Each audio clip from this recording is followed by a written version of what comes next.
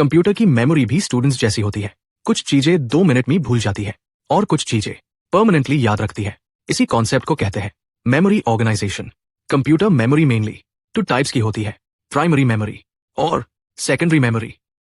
Primary memory directly CPU के साथ work करती है। इसमें मेनली आती है रैम और रोम। रैम का फुल फॉर्म होता है रैंडम एक्सेस मेमोरी। ये एक टेम्पररी मेमोरी होती है। कंप्यूटर ऑन तो डेटा स्टोर रहता है, कंप्यूटर ऑफ तो डेटा डिलीट हो जाता है। इसीलिए रैम को कहते हैं वॉलेटाइल मेमोरी। रैम के 2 इंपॉर्टेंट टाइप्स होते हैं, SRAM static random access memory और DRAM dynamic random access memory.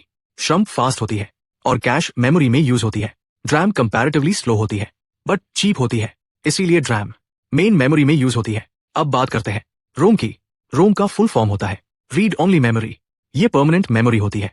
Power of होने के बाद भी डेटा सेफ रहता है।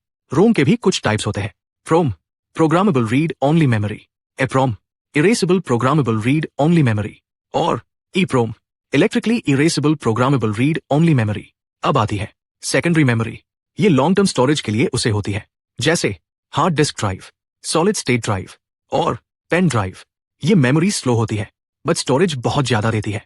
और एक स्पेशल मेमोरी होती है कैश मेमोरी। ये फ्रिक्वेंटली यूज्ड डेटा को सुपर फास्ट स्पीड में एक्सेस करती है। इसी वजह से कंप्यूटर फास्ट फील होता है।